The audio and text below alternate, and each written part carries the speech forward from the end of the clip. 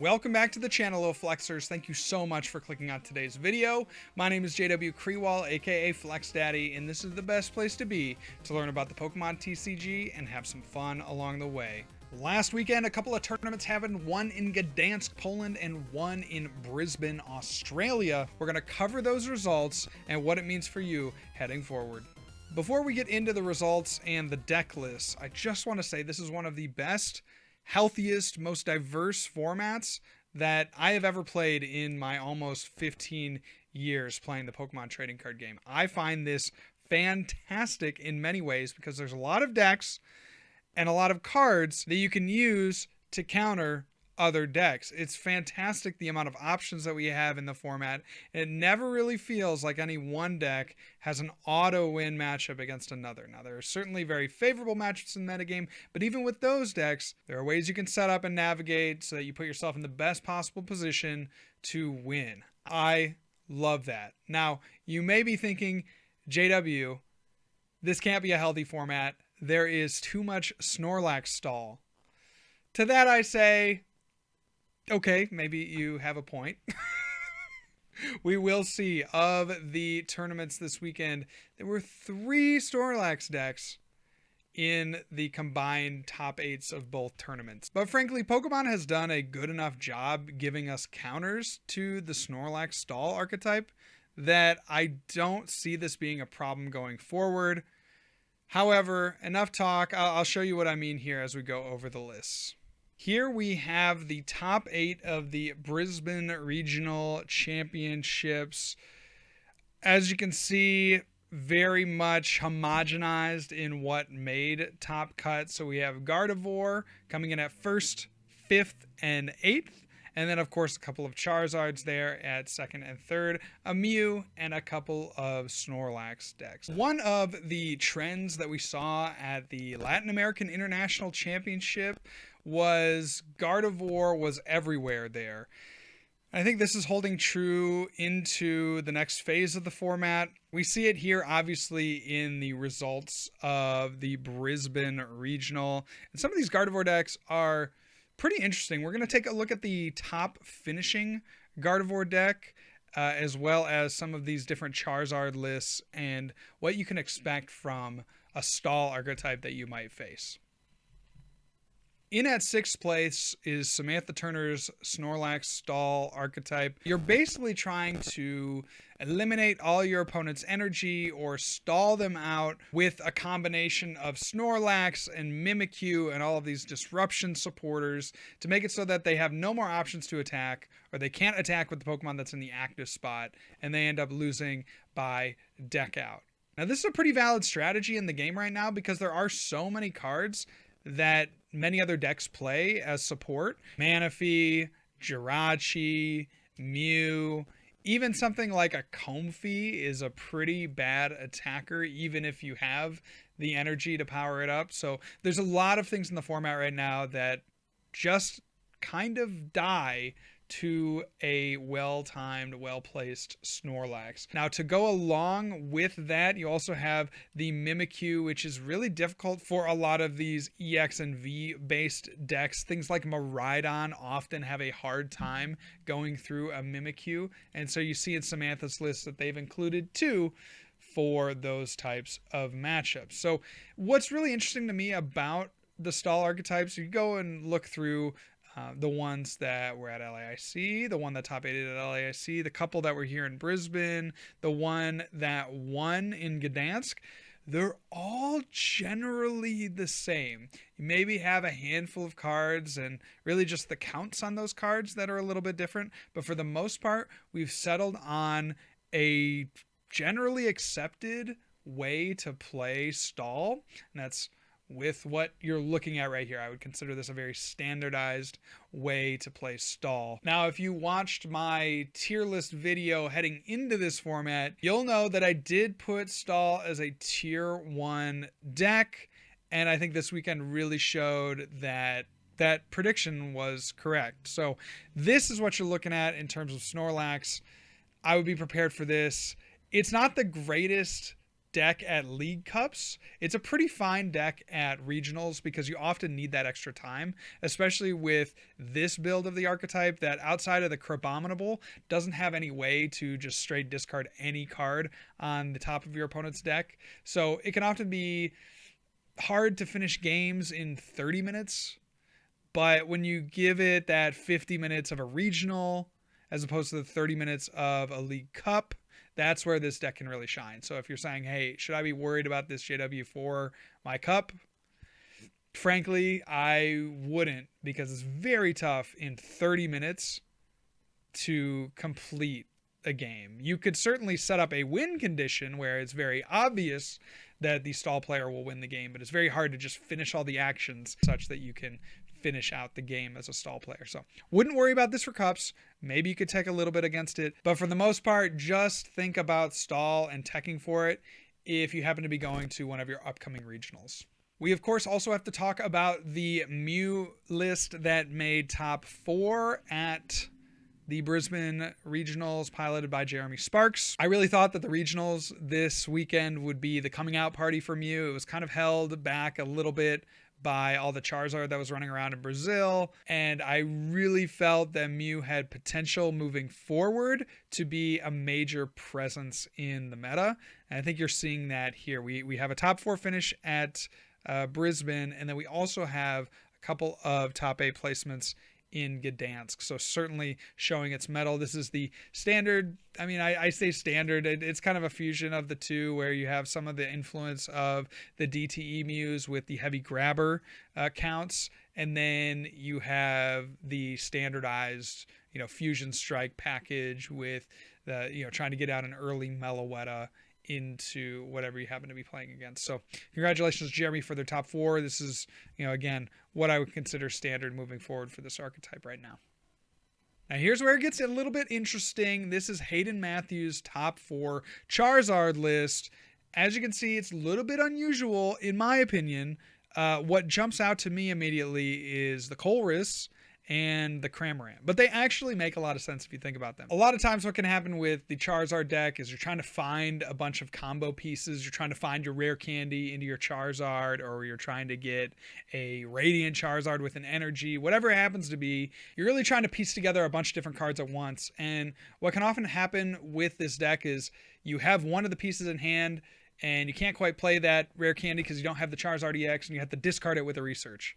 Well, Colress in the place of research in this deck is kind of genius because you get to keep that hand, you get to keep that puzzle piece that you're trying to fit in on your board, and you get to see 5 new cards. I don't love the 3 Lost Vacuums. I feel like you're a little bit better suited to lean more into stadiums, because stadiums like Artisan or Collapse Stadium are often really good for the Charizard deck. But I understand with the Lost Vacuum, you can try to get a turn 1 Cramorant, put some early pressure on your opponent when you combo that with Colress. So it makes sense, just probably not how I would play with the deck, but really interesting list at the very least.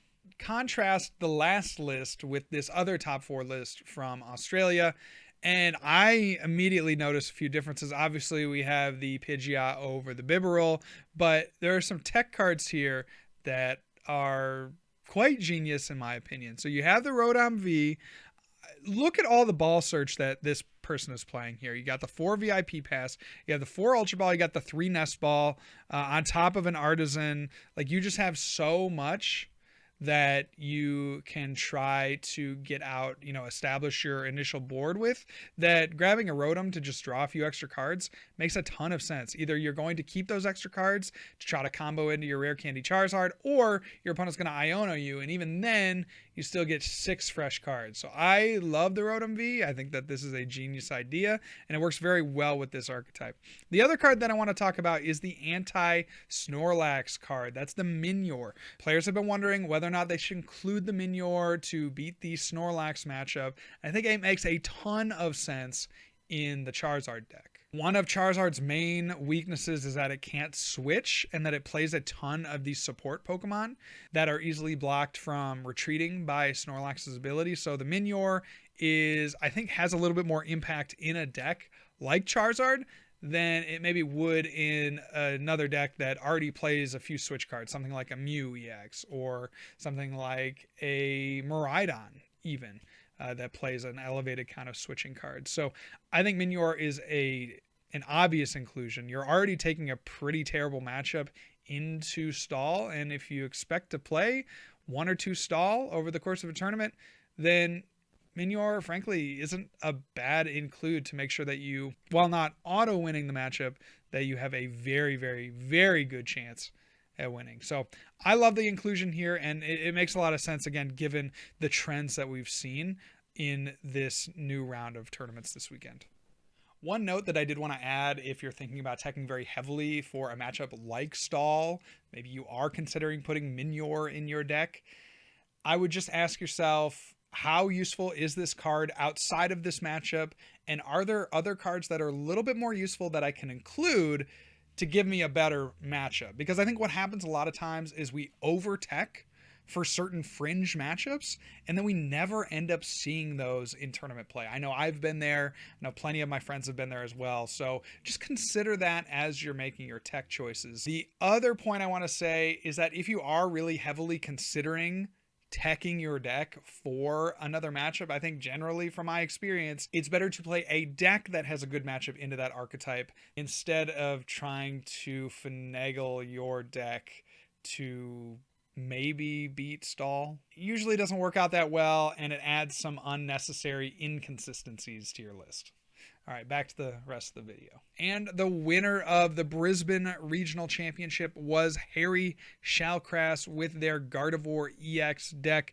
Very, very standardized list, but I do want to point out that they are running the 3, that's right, count them, 3 reversal energy. I have to imagine that was very helpful in the Charizard matchup, where if they get a turn 2 Charizard, it can sometimes be difficult to respond. But if you're able to load up a Curlia on that second turn with a reversal energy, then you can find another one on that next turn, and you're automatically ramping up to those huge damage numbers that you need to KO a Charizard and respond to that pressure. So it makes a lot of sense that while other lists have tried to go the psychic energy route and try to get all those in the discard pile, this list was a little more teched for Charizard and going down that prize and being able to make it up with multiple reversal energies. So congratulations to Harry for winning Brisbane. And across the pond in Europe, we have Stall winning in Gdansk, Poland. Heading into LAIC, I think a lot of players were looking to just see what the general meta would be. I think a lot of players opted not to play Stall because they predicted that many of the Gardevoir players would be playing some kind of counter, predominantly like a Professor Turo, to try to help that matchup. And I think that a lot of players are scared off from Stall from that tournament. But in response to decks like Miraidon doing extremely well at LAIC and players expecting that more people would pick up something like Miraidon or Mew for the tournament, Charizard seemed like a great option for many players. And we see a lot of Charizard in both the this cut here in Gdansk and also in the Australian top cut. And so when you have a deck like Charizard that historically hasn't played any sort of out to Snorlax and very susceptible to getting a support Pokemon stuck in the active, makes a lot of sense as the metagame shifts more towards Charizard. Stall has more of an opportunity. I think that's what we see here in Poland. Let's go through some of these lists. I want to show off predominantly Tord's list, which was very unique, and Luke's list, which is a Palkia list. Weird as heck. I don't know how you're surviving in the metagame with a Palkia Ice Rider deck, but we'll take a look at that. And then, of course, Lucas's winning Stall. We'll just take a little peek at it because it looks very standardized.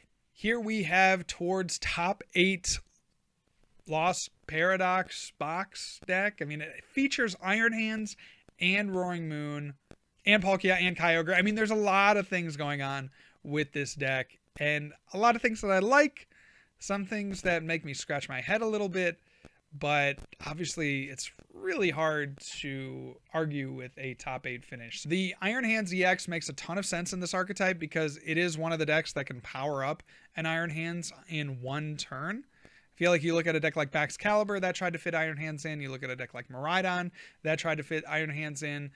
But nobody had really talked about Iron Hands in Lost Box, and it makes a ton of sense.